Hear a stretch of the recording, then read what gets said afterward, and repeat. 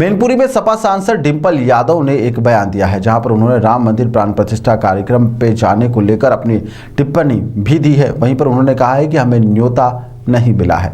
जैसा कि मैंने कहा था कि भगवान जब बुलाते हैं तब जाया जाता है, मंदिर पर आने के लिए कोई समय नहीं होता है। हम परिवार सहित अयोध्या जाएंगे। शंकराचार्य द्वारा लगातार प्राण प्रतिष्ठा कार्यक्रम का जो विरोध किया जा रहा है, उस पर भी डिंपल यादव ने अपनी प्रतिक्रिया जाहिर करी है। उन्होंने कहा है कि मैंने शंकराचार्य जी का बयान सुना था। उन्होंने कहा है कि मंदिर पूर्ण नहीं है और पूर्ण मंदिर में ही प्राण प्रतिष्ठा का कार्यक्रम होना चाहिए। इसे शास्त्रों में भी लिखा गया है, इसलिए शंकराचार्य इसका लगातार विरोध कर रहे हैं। मैंने उनके बयान को सुना है। अधिवक्ताओं द्वारा ईवीएम हटाए जाने को लेकर भी जो विरोध किया जा रहा है, उस पर भी डिंपल यादव ने अपनी प्रतिक्रिया दी। उन्होंने कहा कि विश्व में जितनी भी कंट्री है, वहां पर सभी जगह बैलेट पेपर से चुनाव होते हैं और बैलेट पेपर से ही चुनाव होना चाहिए। जितने भी देश है, विश्व के सभी देशों को उठा के देख लीजिए, उसमें बैलेट पेपर से चुनाव होता है, लेकिन हिंदुस्तान में ही यहाँ पर ईवीएम मशीन से चुनाव हो रहा है। उसका विरोध कर रहे हैं और लगातार विरोधी पार्टी उसका विरोध कर रही है। उसके बाद भी बीजेपी वहाँ निर्माण कार्य करा रही है। इसमें क्या नहीं? ये अच्छा है कि राम मंदिर का निर्माण हो रहा है, लेकिन जो आज भी जो धरातल पर समस्याएं हैं लोगों की, मैं समझती हूँ सरकार को उसकी और काम करना चाहिए। जो हमारे युवा बेरोजगार हैं, जहाँ पहले सरकारी नौकरियाँ थी, उसके बाद संविदा पे नौकरी देते थे और अब ठेके पे नौकरी दे रहे हैं। जहाँ हमारे युवाओं के भविष्य की कोई भविष्य नहीं है। अभी भी लोग नहीं जान पा रहे हैं, सरकार यह नहीं जान पा रही है कि लोगों की समस्याएं क्या है, कहाँ स्वास्थ्य की समस्या है, कहाँ शिक्षा की समस्या है। और बिना शिक्षा के कोई भी समाज आगे नहीं बढ़ सकता है।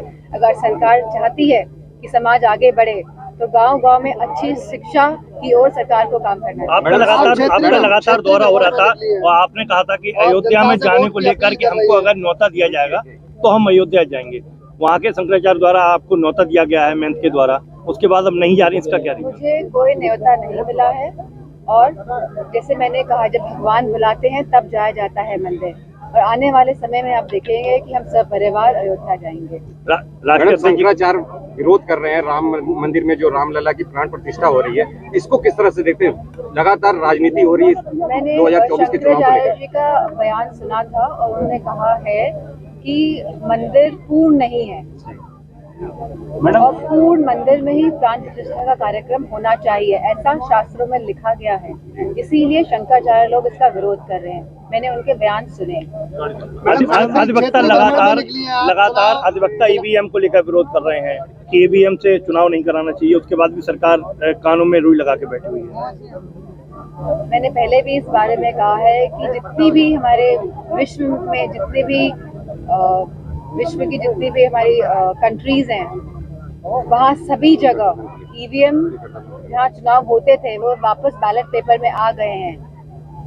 जितने भी देश हैं पूरे विश्व के, सब बैलेट पेपर से ही चुनाव कर रहे हैं।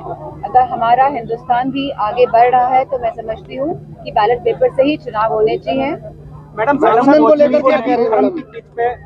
बैटिंग कर रही है, वही आपको हिंदुत्व के नाम पे धर्म पे कब्जा कर लिया, क्या कहेंगे? धर्म पे किसी का कब्जा नहीं हो सकता है। धर्म सबका अपना एक पर्सनल मैटर है और मैं समझती हूँ धर्म का उपयोग राजनीति के लिए बिल्कुल नहीं होना चाहिए। सरकार ने एक आदेश निकाला है कि 16 साल की उम्र में जो बच्चे हैं ना, वो कोचिंग नहीं पढ़ेंगे।